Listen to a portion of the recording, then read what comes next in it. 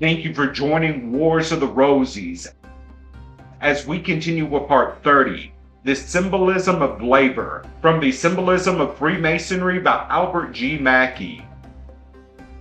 Chapter 29, the Symbolism of Labor. It is one of the most beautiful features of the Masonic Institution that teaches not only the necessity, but the nobility of labor. Among the earliest of the implements in whose emblematic use it instructs its neophytes is the Trestle Board, the acknowledged symbol of the divine law in accordance with whose decree labor was originally instituted as the common lot of all. And therefore the important lesson that is closely connected with this symbol is that to labor well and truly, to labor honestly and persistently, is the object and the chief end of all humanity. In the sweat of thy face shalt thou eat bread. Genesis 3:19. Bush interprets the decree to mean that some species of toilsome occupation is the appointed lot of all men. To work out well the task that is set before us is our highest duty, and should constitute our greatest happiness. All men, then, must have their trestle boards for the principles that guide us in the discharge of our duty. The schemes that we devise, the plans that we propose, are but the trestle board, whose designs we follow for good or for evil in our labor of life. Earth works with every coming spring, and within its prolific bosom designs the bursting seeds, the tender plant, and the finished tree upon its trestle board. Old ocean works forever, restless and murmuring, but still bravely working, and storms and the tempest, the purifiers of stagnant nature, are inscribed upon its trestle board, and God himself, the grand architect, the builder of the world, has labored for eternity, and working by his omnipotent will, he inscribes his plans upon illimitable space, for the universe is his trestle board. There was a saying of the monks of old which is well worth meditation. They taught that laborare est orare, labor is worship. They did not, it is true, always practice the wise precept. They did not always make labor a part of their religion. Like Amprius, who lived 80 years and 10 in the desert, without human voice or human sympathy to cheer him, because he had not learned that man was made for man. Those old ascetics went into the wilderness and built cells and occupied themselves in solitary meditation and profitless thought. They prayed much, but they did no work, and thus they passed their lives, giving no piety, aid, or consolation to their fellow men, adding no mite to the treasury of human knowledge, and leaving the world, when their selfish pilgrimage was finished, without a single contribution in labor of mind or body to its welfare. Aristotle says, "He that cannot contract society with others, or who, through his own self-sufficiency, does not need it, forms no part of the community, but is either a wild beast or a god." And men, seeing the uselessness of these ascetic lives, shrink now from their example and fall back upon that wiser teaching, that he best does God's will who best does God's work. The world now knows that heaven is not served by man's idleness, that the dolce far niente, though it might suit an Italian lazzaroni, is not fit for a brave Christian man, and that they who would do rightly and act well their part must take this distich for their motto, with this handwork and with the other prayer, and God will bless them both from day to day. Now, this doctrine that labor is worship is the very doctrine that has been advanced and maintained from time immemorial as a leading dogma of the order of Freemasonry. There is no human institution under the sun which has set forth this great principle in such bold relief. We hear constantly of Freemasonry as an institution that inculcates morality, that fosters the social feeling, that teaches brotherly love, and all this is well, because it is true. But we must never forget that from its foundation stone to its pinnacle, all over its vast temple, is inscribed in its symbols of living light the great truth that labor is worship. It has been supposed that, Because we speak of Freemasonry as a speculative system, it has nothing to do with the practical. But this is a most grievous error. Freemasonry is, it is true, a speculative science, but it is a speculative science based upon an operative art. All its symbols and allegories refer to its connection. Its very language is borrowed from the art, and it is singularly suggestive that the initiation of the candidate into the mysteries is called, in its peculiar phraseology, work. I repeat that this expression is singularly suggestive. When the lodge is engaged in reading petitions, hearing reports, debating financial matters, it is said to be occupied in business. But when it is engaged in the form and ceremony of initiation into any of the degrees, it is said to be at work. Initiation is Masonic labor. The phraseology at once suggests the connection of our speculative system with an operative art that precedes it, and upon which it has been founded. The operative art must have given it form and features and organization. If the speculative system had been founded solely on philosophical or ethical principles, if it had been derived from some ancient or modern sect of philosophers, from the Stoics, the Epicureans, or the Platonists of the heathen world, or from any of the many divisions of the scholastics of the Middle Ages, this origin would most certainly have affected its interior organization as well as its external form, and we should have seen our modern Masonic reunions assuming the style of academies or schools. Its technical language, for, like every institution isolated from the ordinary and general purposes of mankind, it would have had its own technical dialect, would have been borrowed from and would be easily traced to the peculiar phraseology of the philosophic sects which had given it birth. There would have been the sophists and the philosophers,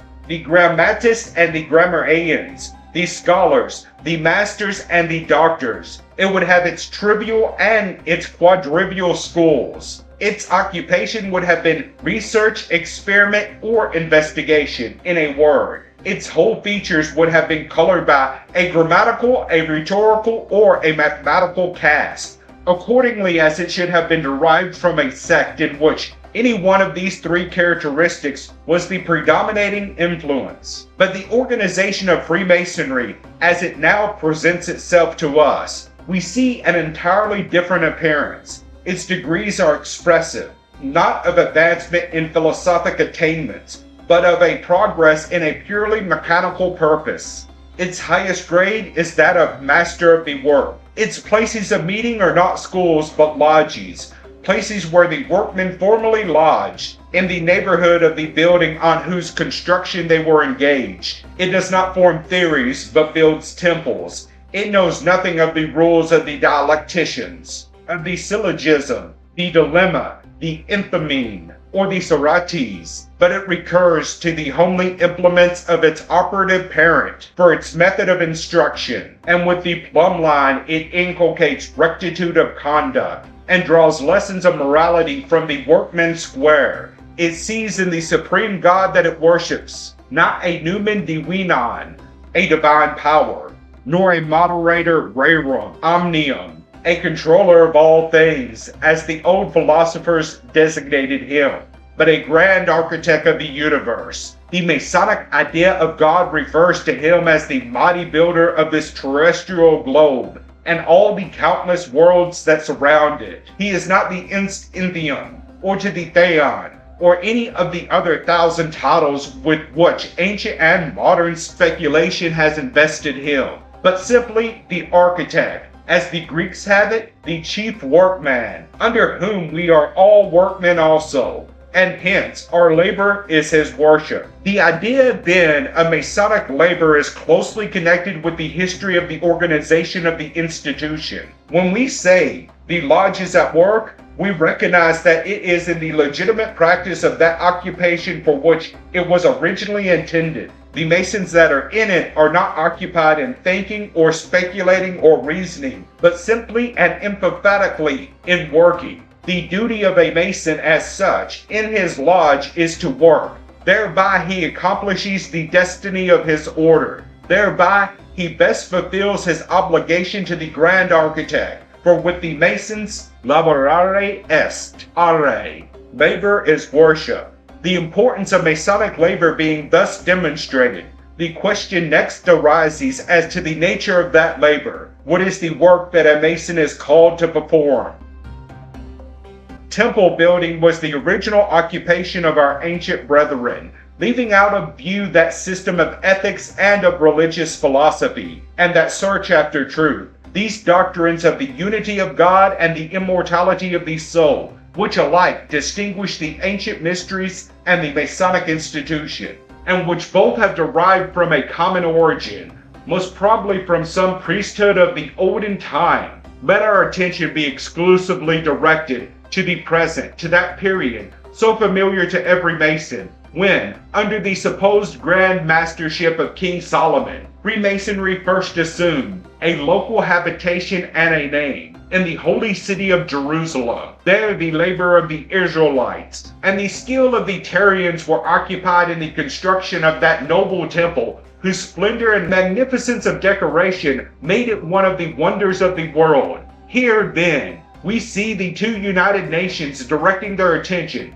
with surprising harmony to the task of temple building, the Tyrian workmen coming immediately from the bosom of the mystical society of Dionysian artificers, whose sole employment was the erection of sacred edifices throughout all Asia Minor, indoctrinated the Jews with a part of their architectural skill, and bestowed upon them also a knowledge of those sacred mysteries which they had practiced at Tyre, and from which the present interior form of Freemasonry is said to be derived. Now, if there be any so incredulous as to refuse their assent to the universally received Masonic tradition on this subject, if there would be any who would deny all connection of King Solomon with the origin of Freemasonry, except it be in a mythical or symbolic sense, such incredulity will not at all affect the chain of argument which I am disposed to use. For it would not be denied that the cooperation of the builders in the Middle Ages, those men who were known as traveling Freemasons, were substantial and corporeal, and that the cathedrals, abbeys, and palaces, whose ruins are still objects of admiration to all observers,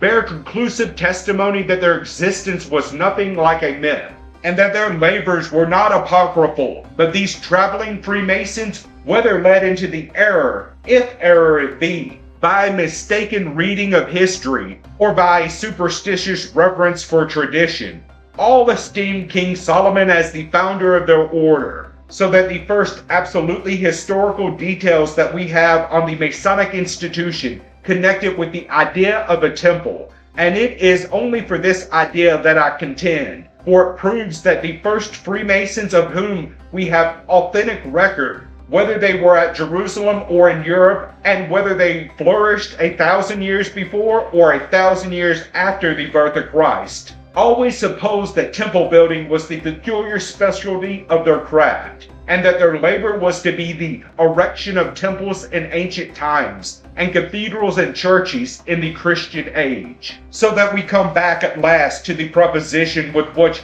I had commenced, namely, that temple building was the original occupation of our ancient brethren, and to this is added the fact that after a long lapse of centuries, a body of men is found in the Middle Ages who were universally recognized as Freemasons, and who directed their attention and their skill to the same pursuit and were engaged in the construction of cathedrals, abbeys, and other sacred edifices, these being the Christian substitute for the heathen or the Jewish temple. And therefore, when we view history of the order as thus developed in its origin and its design, we are justified in saying that, in all times past, its members have been recognized as men of labor, and that their labor has been temple building. But our ancient brethren wrought in both operative and speculative masonry, while we worked only in speculative. They worked with the hand, and we worked with the brain. They dealt in the material, we in the spiritual.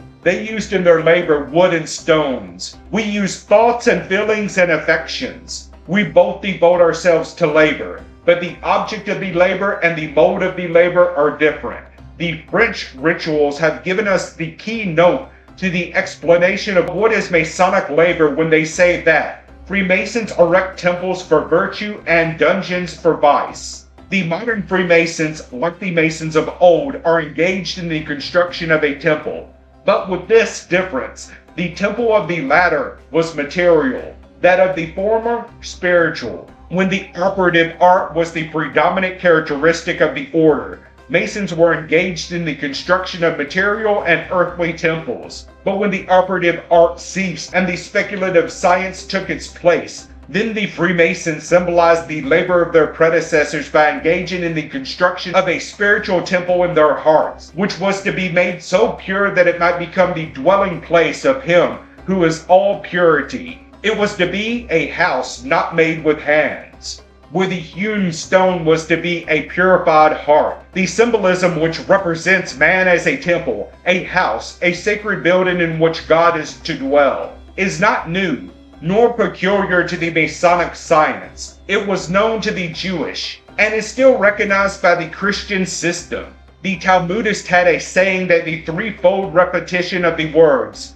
Temple of Jehovah, in the 7th chapter and 4th verse of the book of Jeremiah, was intended to allude to the existence of 3 temples, and hence in one of their treaties it is said, 2 temples have been destroyed, but the 3rd will endure forever, in which it is manifest that they refer to the temple of the immortal soul in man, by a similar allusion, which, however, the Jews choose willfully to misunderstand. Christ declared, "Destroy this temple, and in 3 days I will rise it up." And the beloved disciple, who records the conversation, does not allow us to doubt of the Savior's meaning. Then said the Jews, 46 years was this temple in building, and wilt thou rear it up in 3 days? But he spake of the temple of his body. John 3:19-21. In more than one place the Apostle Paul has fondly dwelt upon this metaphor. Thus he tells the Corinthians that they are God's building, and he calls himself the wise master builder, who was to lay the foundation in his truthful doctrine, which they were to erect the edifice. Corinthians 3:9. And he says to them immediately afterwards, Know ye not that ye are the temple of God, and that the Spirit of God dwelleth in you? In consequence of these teachings of the apostles, the idea that the body was a temple has pervaded, from the earliest times to the present day, the system of Christian or theological symbolism. Indeed, it has sometimes been carried to an almost too fanciful excess. Thus, Samuel Lee, in that curious and rare old work, The Temple of Solomon Portrayed by Scripture Light, thus dilates on this symbolism of the temple. The foundation of this temple may be laid in humility and contrition of spirit, wherein the inhabitor of eternity delighteth to dwell. We may refer the porch to the mouth of a saint, wherein every holy Jacob erects the pillars of God's praise, calling upon and blessing his name for received mercies, when songs of deliverance are uttered from the doors of his lips. The holy place is the renewed mind, and the windows therein may denote divine illumination from above, cautioning a saint lest they be darkened with the smoke of anger, the mist of grief, the dust of vainglory, or the filthy mire of worldly cares. The golden candlesticks, the infused habits of divine knowledge resting within the soul, the showbread, the word of grace exhibited in the promises for the preservation of a Christian's life and glory, the golden altar of odors, the breathings, sufferings, and groanings after God, ready to break forth into Abba, Father, the bells, the righteousness of Christ. The Holy of Holies may relate to the conscious, purified from dead works, and brought into a heavenly frame.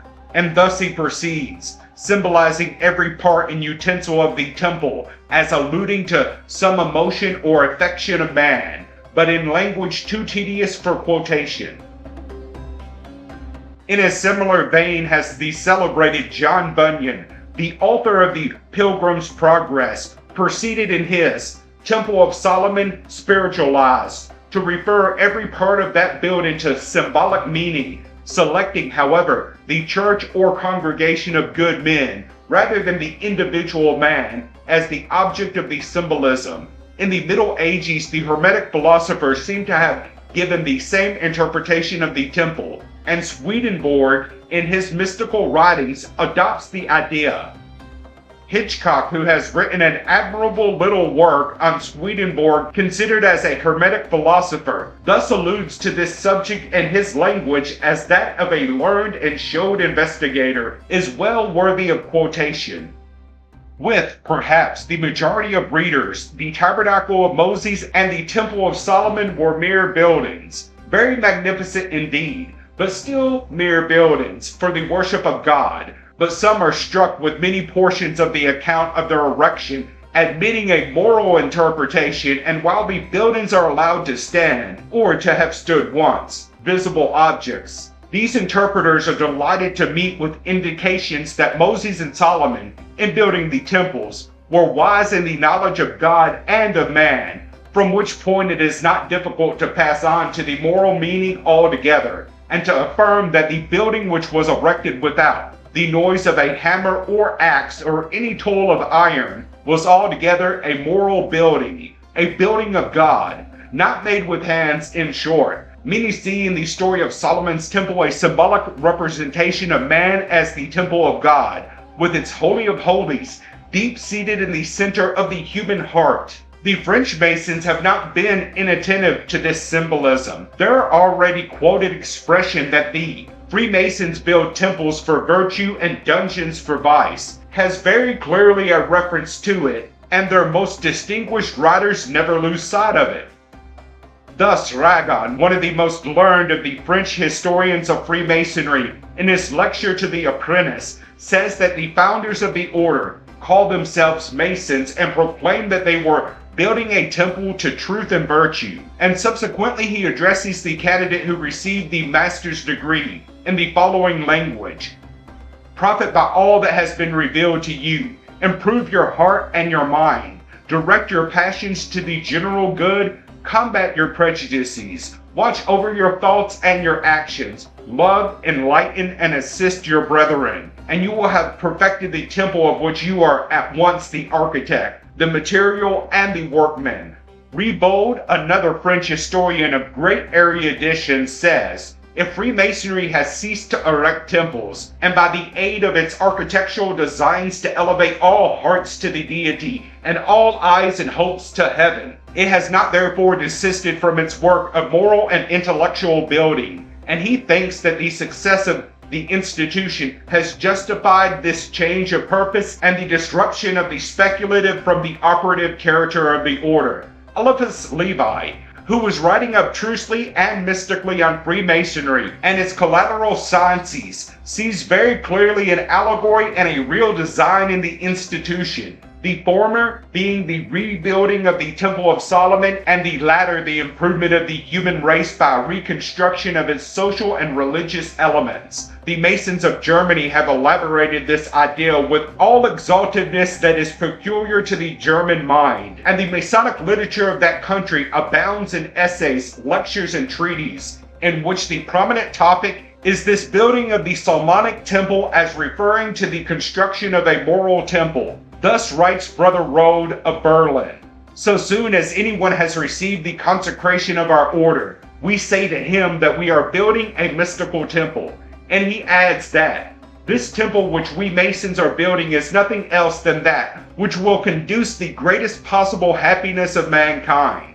And another German brother, von Wedekit, asserts that we only labor in our temple when we make man our predominating object, when we unite goodness of heart with polished manners, truth with beauty, virtue with grace. In his essay on the Masonic idea of man's destination, cited by Lenin, again we have Reinhold telling us, in true Teutonic expansiveness of expression, that by the mystical Solomonic temple we are to understand the high ideal or archetype of humanity in the best possible condition of social improvement, wherein every evil inclination is overcome, every passion is resolved into the spirit of love, and wherein each for all and all for each kindly strive to work. And thus the German Masons call this striving for an almost millennial result labor in the temple.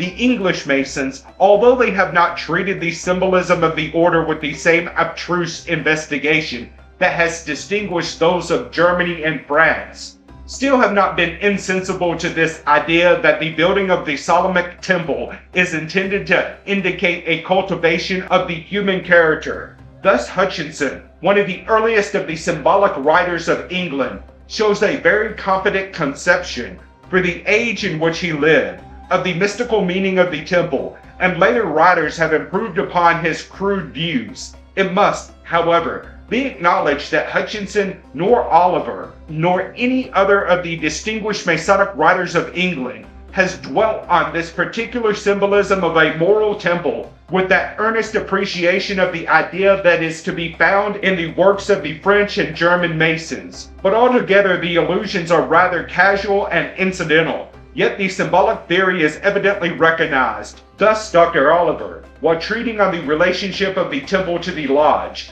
thus briefly alludes to this important symbol, as our ancient brethren erected a material temple without the use of axe, hammer, or metal tool. So is our moral temple constructed. Historical Landmarks, Lecture 31.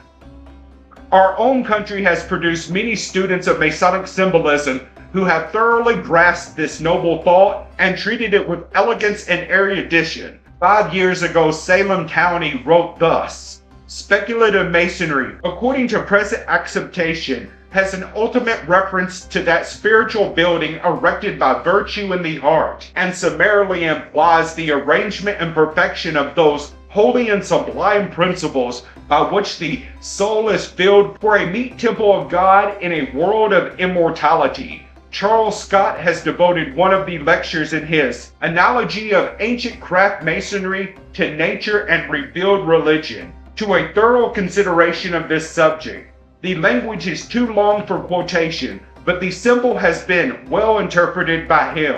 Still more recently, Brother John A. Lodore has treated this topic in an essay, which I regret has not had a large circulation. A single and brief passage may show the spirit of the production and how completely it sustains the idea of this symbolism.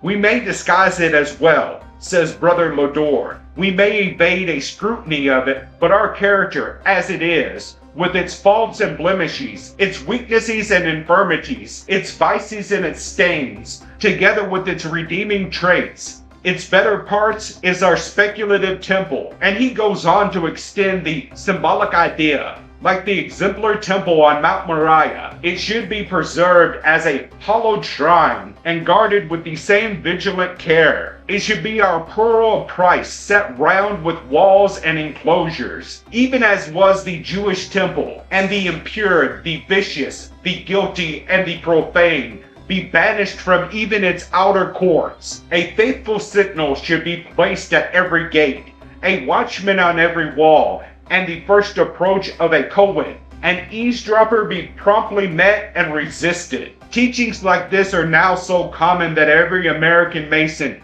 who has studied the symbolism of his order believes, with Carlyle, that there is but one temple in the world, and that is the body of man.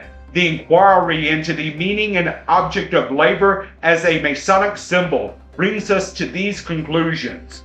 1. That our ancient brethren worked as long as the operative art predominated in the institution at material temples, the most prominent of these being the Temple of King Solomon. 2.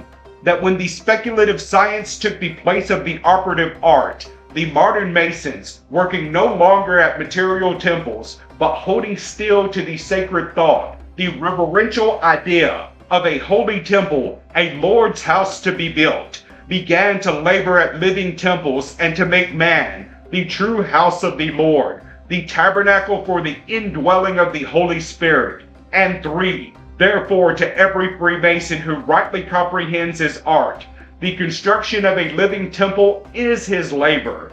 Labor, says Gdicki, the German Masonic lexicographer, is an important word in Masonry indeed. We might have to say the most important. For this and this alone does a man become a Freemason. Every other object is secondary or incidental. Labor is the accustomed design of every lodge meeting. but does such meeting always furnish evidence of industry? The labor of an operative mason will be visible, and he will receive his reward for it, even though the building he has constructed may, in the next hour, be overthrown by a tempest. He knows that he has done his labor, and so must the Freemason labor. His labor must be visible to himself and to his brethren, or at least, it must conduce to his own internal satisfaction. As we build neither a visible Solomonic temple nor an Egyptian pyramid, our industry must be visible in works that are imperishable, so that when we vanish from the eyes of mortals, it may be said of us that our labor was well done. And remembering what the apostle has said, that we are the temple of God, and that the Spirit of God dwelleth in us, we know that our labor is to build that temple, that it shall be worthy of its divine dweller. And thus, too, at last, we can understand the saying of the old monks that labor is worship. And as Masons we labor in our lodge, labor to make ourselves a perfect building, without blemish, working hopefully for the consummation, when the house of our earthly tabernacle shall be finished, when the lost word of divine truth shall at last be discovered, and when we shall be found by our own efforts at perfection to have done God's service. For so truly is the meaning of those noble words, labor is worship. Thank you for watching, and please don't forget to share, like, subscribe, and comment. And if you can, please consider donating to Wars of the Rosies. Links to PayPal and Patreon are in the description. Thank you so very much.